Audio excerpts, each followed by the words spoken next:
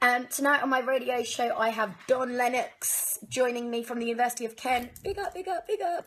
And he's going to be talking about his latest projects, what he's been working on. It's going to be a really good one. The time is 9 o'clock, which only means one thing. I'm back for the next hour, and I do have my very special guest in the studio with me. I kind of want to jump straight in and introduce him. He is a man of many talents. Welcome to the show, Lennox. Yo, how's it going? Good. Thank you so much for joining me tonight. First, basically hi to everyone, but big up Claire here, you know me, for inviting me here. It's such a pleasure to actually speak to someone with so much positive energy. Oh, you're so sweet. I'm actually very excited to have you here. I want to start with the main project that you've been working on at the moment, which is Dim Sum. So please tell us and introduce Dim Sum Records to us all. So a lot of people always ask me what is Dim Dum Records, and actually one of my most inspiring people I actually read, who's got an incredible book called Start With Why. Simon Sinek said, people don't really buy what you do, they buy why you do it, and what you do just proves the why, the purpose. So in terms of the purpose of Dim Dum Records, it is to basically to connect the East and the West. In the sense where I'm building a creative cultural bridge, and most importantly promoting the up and coming talent within music, creative arts, and Dim Dum Records itself. The whole story, how it came up with it, is just so unique, which I will get onto it in a bit. Well, please tell us, because firstly, so before Lennox came on the show, I was like, okay, Lennox, tell me about what you do, and then you're like, yeah, I have a label called Dim Sum Records, and just the name Dim Sum Records actually is just hilarious and so amazing. So what inspired you to set up Dim Sum Records? So you probably can't see me behind the mic, but I'm actually I'm British born Chinese. I'm literally I was born in actually Kent, and when you're born being a British born Chinese, I'm born into two cultures.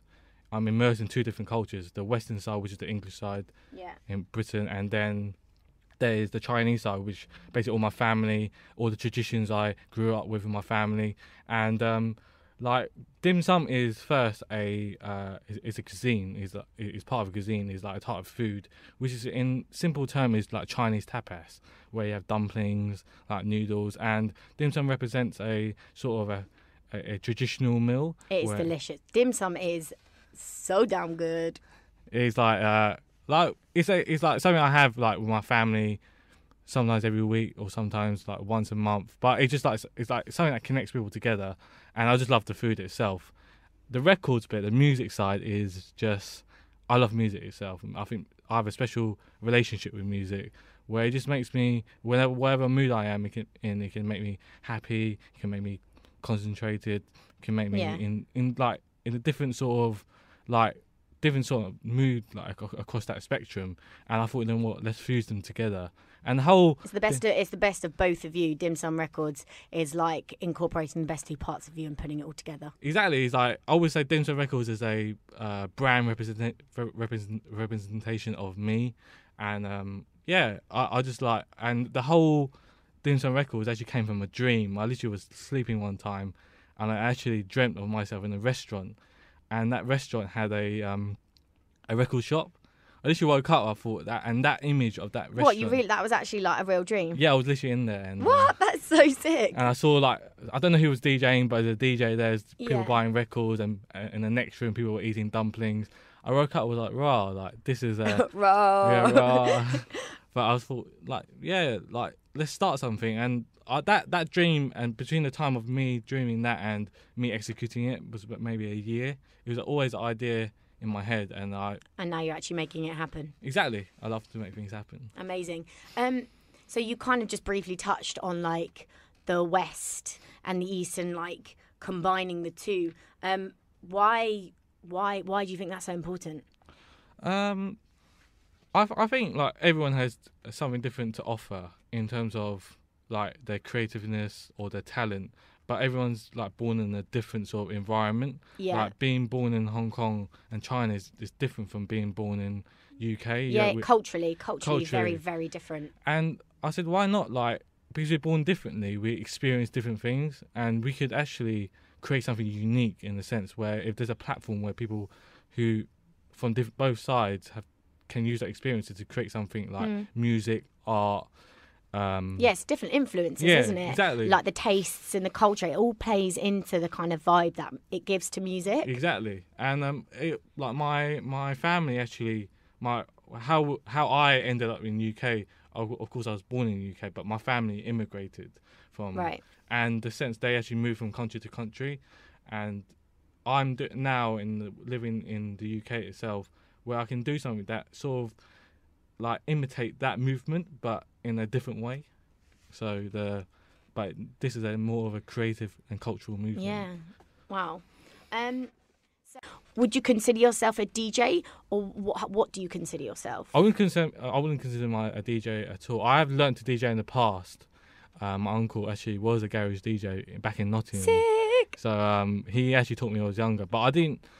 It's just the time wise it got me. Like when I was younger, I didn't really have the time to really go into like learn to DJ properly. Like some of my friends, but I just like digging for music. So I like to discover new music on YouTube, SoundCloud, and I like to share them with friends.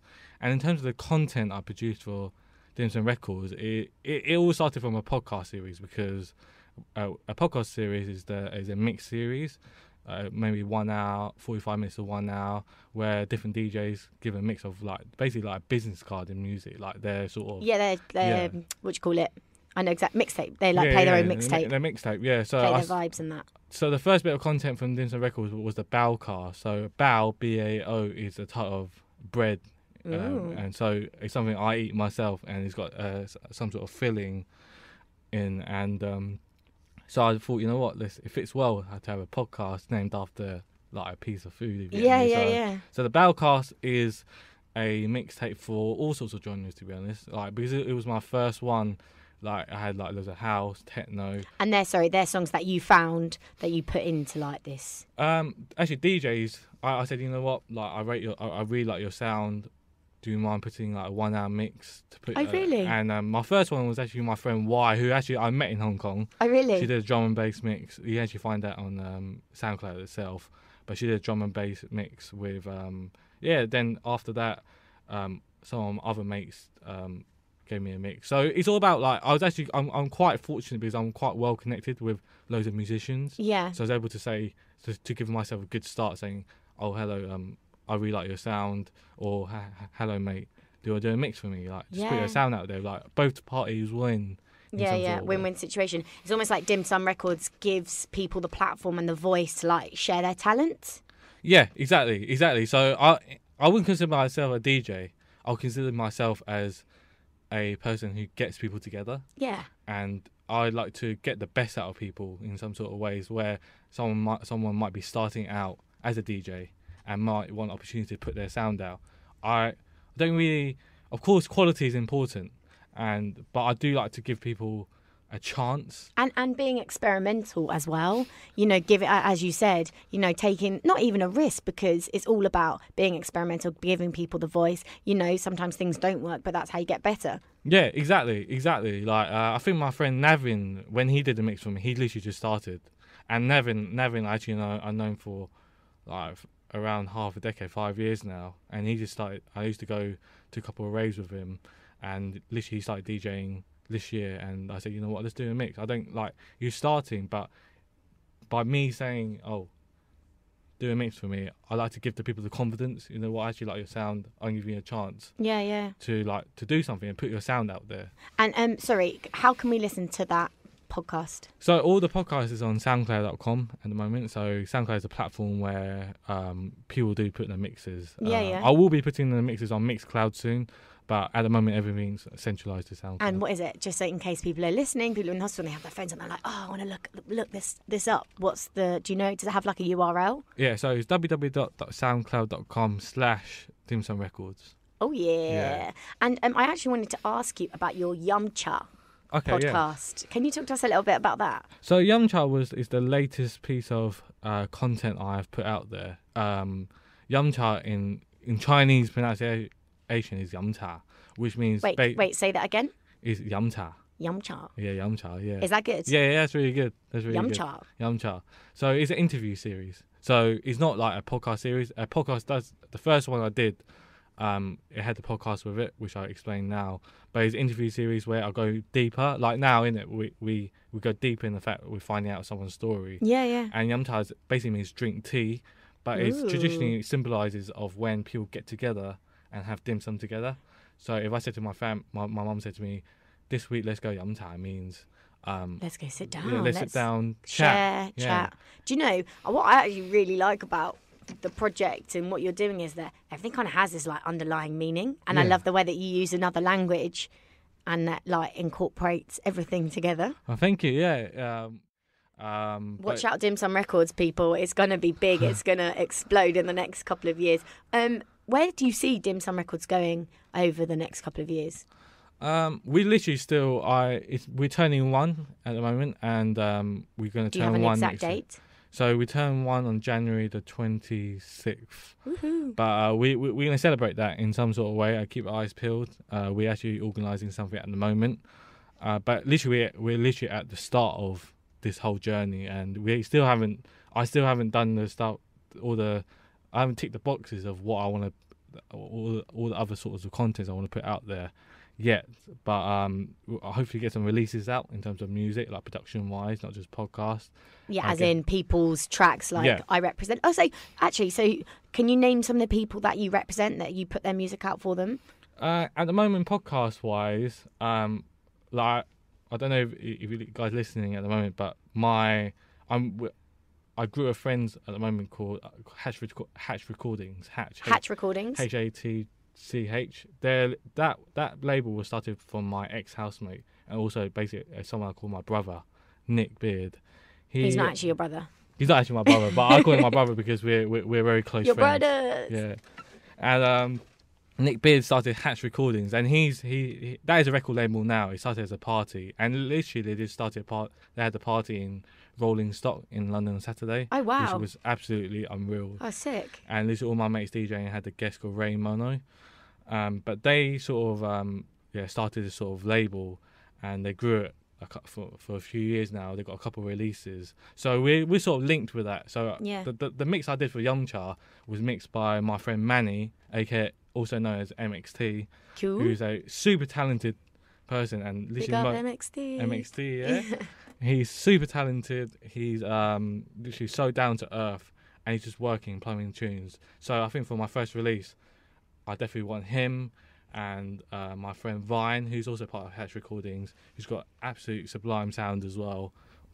Everyone from Hatch Recordings is literally up and coming, and but it also seems they have been doing it for years.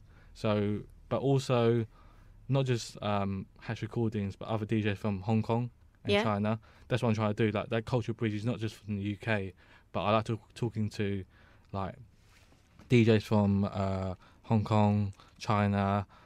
So a couple of mixes from the Balcast, actually, by people from Hong Kong. And that's so good though as well, like bringing that music to Britain, because I find like when I was living in Colombia, I was all of a sudden listening to all these new tunes, and I was like, what? Like, how have I never heard this music before? I mean, it was techno music, it was house music, but no one had ever kind of put it on a platform for me to listen to. So I think that's great. The Dim Dum Records is bringing that music, you know, over to the UK to like a wider audience, and like seeing the talent that's out there. And the other thing I'd say is, you know, nothing, what's that saying? Nothing worth having comes easy. 100%. You know, Len, it takes time, and I think the vision that you have is fantastic, and you know it will take time, but it's just the question of keeping going. Patience is a virtue. That's what someone said to me. A few people say just do what you like do at the moment, up to speed sometimes, evaluate, and just literally just keep on going, because some people's going to recognise it. I think my friend Manny said like some people will listen to your music, some people will rate that sound. And that is really true, because like it's all about getting those 100 fans rather than 1,000 people that don't really like your music, but they're like in between. You want people who actually want to go to your events. Definitely. They actually like listen to all your podcasts. So it's about those fans. Definitely. Well, thank you so much. Guys, that is part 1. Thank you so much, Don Len. We will be carrying on after the break. Good evening. Wishing you well. Stay tuned to the Pulse Hospital Radio. Hi guys, we are back. If you have just joined the show, I'm joined by Don Len. What's up, Lennox? What's up? Back after a cup of tea. After a cup of tea. So tonight we're talking all things about Lennox's record label, which we've just spoken about, which is super sick. And you can check out his stuff on his SoundCloud, which I will post after this. But now, part 2, I want to chat to you about ILLYFE. Nice, ILLYFE. ILLYFE, and it's actually spelled ILLYFE. And I have a confession that I did actually have to ask you, how do I pronounce that? And it's ILLYFE. So, what is ILLYFE, Don? Then Again, like ILLYFE, yeah, was. I normally start with a Y, like what I did with Dim Dum Records. But to be honest, when I started ILLYFE, there wasn't really a Y to it. It was just like, okay, I had an idea, let's get to it. But the whole idea of a clothing brand came in year 12 at school, and literally I had an idea. I went to some clothes shops. Like, do you know why everyone creates a clothing brand? They go to clothes shops, they don't like what they see. Yeah. Let's create one. what? So that's how that happened. Exactly. I think I went into like there's a shopping centre in where I live called Lakeside or Bluewater. I was like looking for clothes, and then it was all the brands I always see people wear, and yeah, I thought, why not just. One day it sort of clicked to me saying, oh, let's create one. Like, Yeah, if it doesn't float your boat, make your own. yeah, exactly. Make your own boat. Exactly. So I was in my maths class with my friend Faris Riaz, if you're listening here. But he's he's one of my good friends as well, and he's actually doing really well, smashing it in Manchester in music scene. He's got his own night called Ossia, Cool. which he started when he started uni, and literally just went big. He's literally booking so many of the DJs that I listen to. Literally Wow. were his guests. So back to the story, Faris, I said to him, I've got this idea for a clothing brand, and me and Faris were sort of friends at the time, but we sat next to each other in the maths class. He said, why not just do it? He's quite intrigued. He's like very curious at that time, I remember.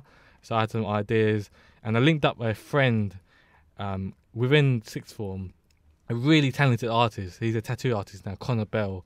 Literally, like, he was unreal in terms of his art. And I said I had the idea of a spaceman sitting in the moon, just chilling on the chair, and that's the first T-shirt. And he just You're talking t-shirts, jumpers, hats. I started just with T-shirts. I brought out two T-shirts, one with a spaceman and one with a guy as an eyeball as his face. That's so sick. So the whole what I've been putting out right now is really different from when I first started it. I'll give you a shirt later, Claire. Is all right. Do you actually have some? I don't have any right now, but I'll send you one. Don't worry. Wait, so that was 2012. Where are we now? 2013, 2014, 2015. Sorry, my maths is really bad. 6 years ago.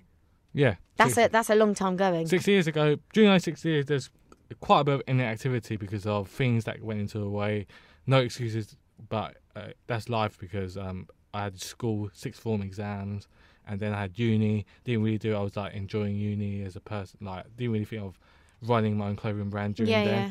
But then, like, back to Nick, if you get me, like Nick Beard, a person who already had his own clothing brand in Canterbury, JPN. Just before I moved in, I lived with him. Right. But he had his own clothing brand called JPN, and he was selling T-shirts around to his mates, and we sort of became friends when I said to him, "Oh, let's like, I want to start ILLYFE again," and I sort of brought Nick back in, and we sort of created these T-shirts, but we didn't sell any. We did a photo shoot. Nick's really good at taking photos, Right.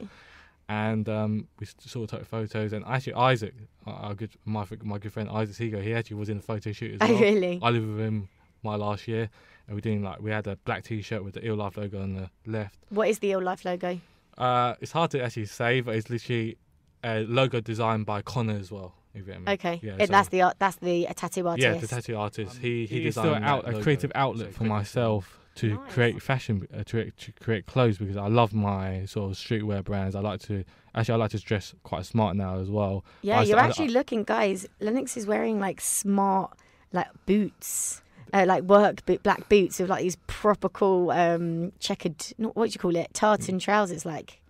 I got these from this is my graduation suit for my mum. Yeah, boy. So I wear it to work. Looking now. fresh. Where do you see? I mean, I know that you haven't been working on the brand recently, but where do you see it going? Like, would you like to bring out hats? Would you like to bring out like a winter collection, jeans, or do you kind of still keep it like street style, like t-shirts, hoodies?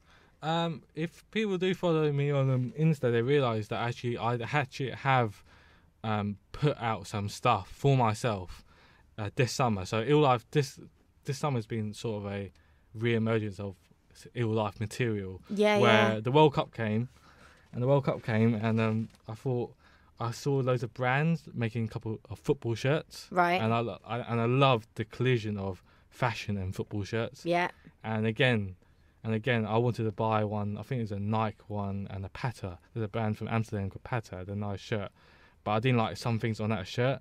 And again, I thought, I already had a brand there. So why not use that brand again to create this football shirt? So I created 2 football shirts.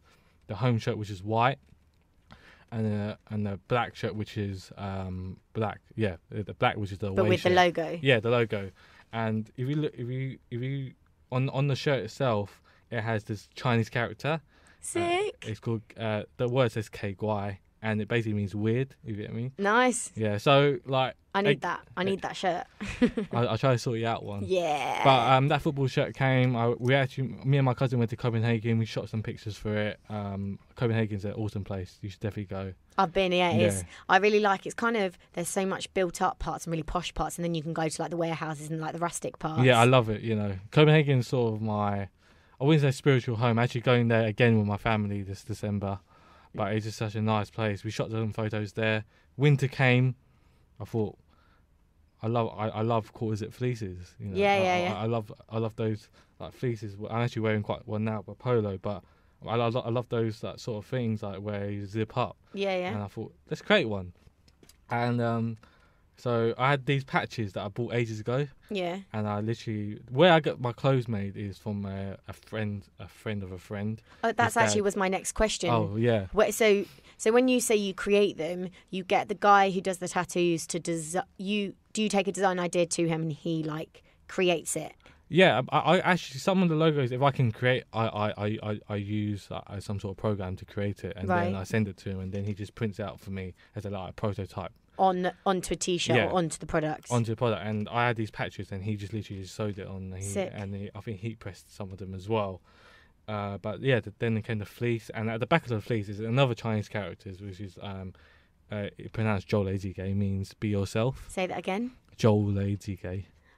Joe Lazy Gay. Yeah. Nice. Yeah, really good. Thanks. Really good. That means be yourself, which is like basically one of my main mottos of who I am. If you get me, like be yourself, but it doesn't have a complete direct translation where people know. Okay, it creates some sort of mysterious, like people who are not Chinese or don't know Chinese characters. They say, oh, what does that mean? And that creates a story behind it. Nice. I can story tell why I created a fleece and the importance of being yourself. Nice. And you just kind of briefly mentioned that you're a friend of a friend's dad, produces the clothing, or where do you actually get the actual products from, like the t-shirts and stuff? That is sorted out from my friend of a friend's dad. Right. Yeah. So nice. Using inverted commas, like local produce. Yeah. Local projects. Yeah. Yeah, and I like that. Like starting from home, like all the projects that you're working on, like your fashion brand and Dim Dum Records. It starts at home. It starts with the people around you. It's giving the platform to other people. 100%. Bringing that community together. Exactly. Like ILLYFE and Dim Dum Records it's all my goal to create a creative ecosystem where people can, like people who are artistic, can come in and contribute a design and then put a t-shirt. Like that t-shirt has their design, put their name out. So that's what I'm sort of trying to do. That's maybe the big goal for both these brands. Do you have a social media account for your this fashion side of things? Yes, it's at ILLYFE UK, but I haven't updated for ages. But that's you can okay. See, yeah. So ILLYFE. So Instagram.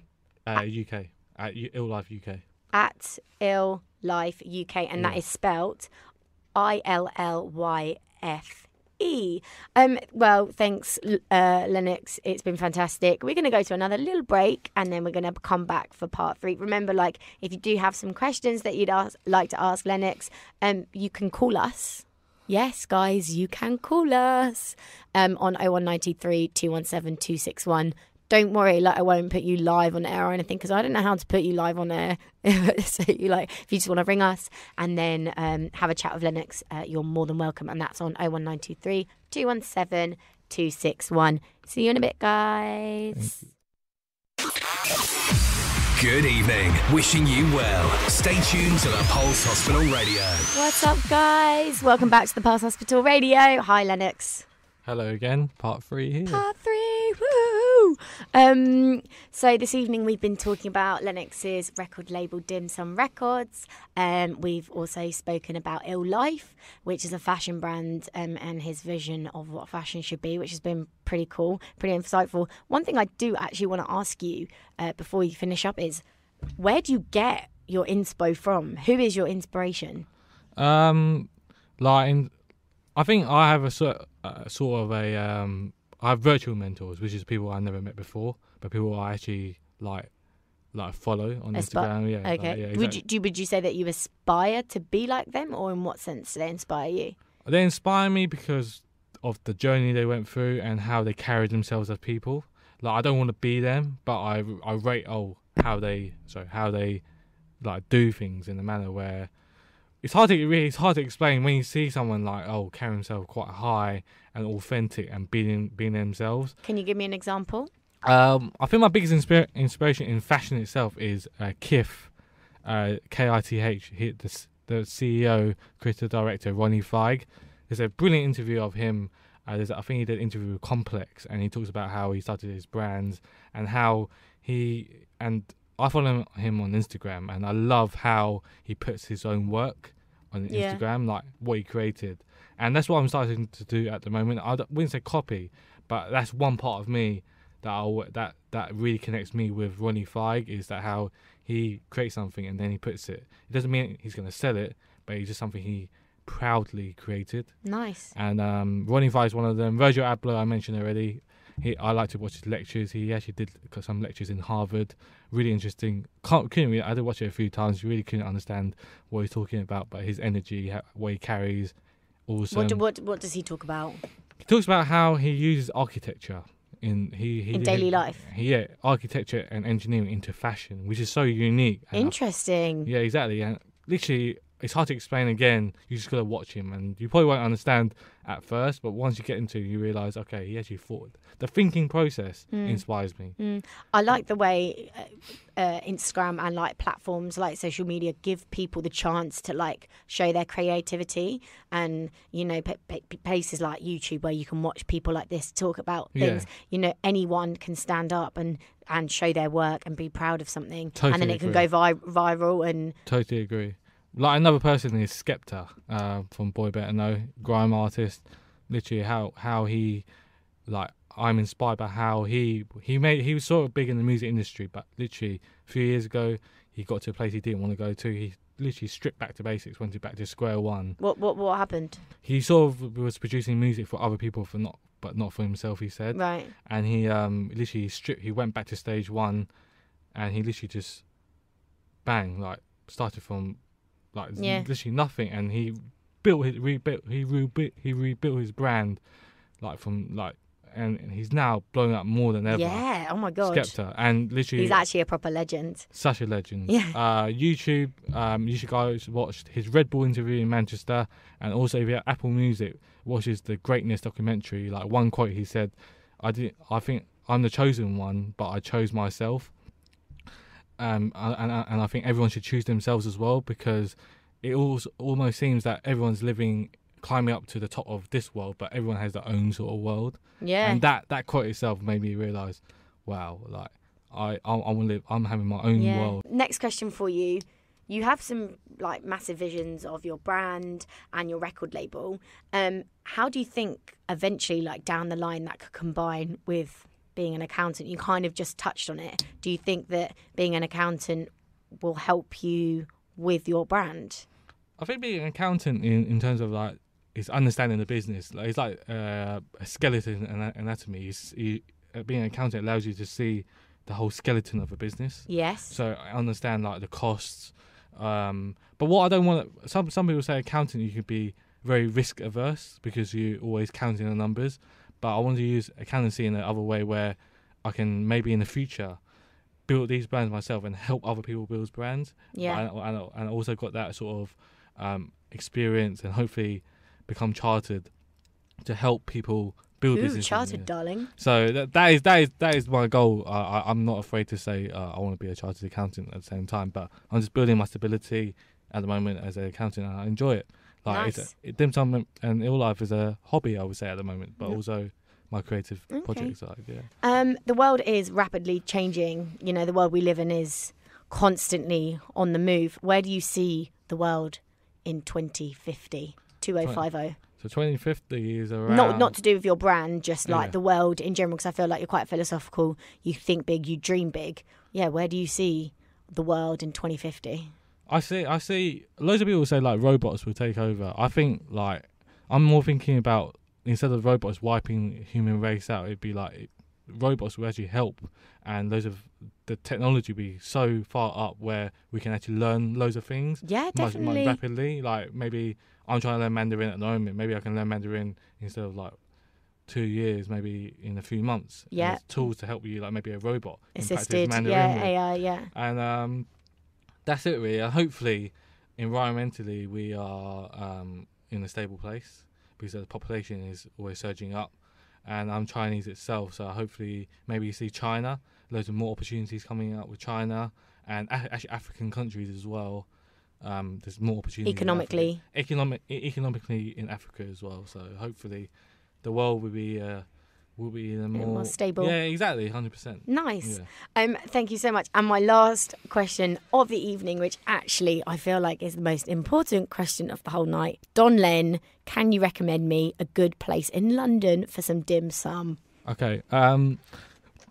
So I don't know if it's an assumption, but loads of my friends assume I always go Chinatown every week. But the thing is, I don't really go Chinatown that often. So no to Chinatown, guys. Don't go to Chinatown for dim sum. I wouldn't say don't go, but I would say it's not our place to go to because first I'm from like outside London, but I prefer. Someone said to me, a restaurant where there's loads of Chinese people is a good restaurant because Chinese people like it. And is that true?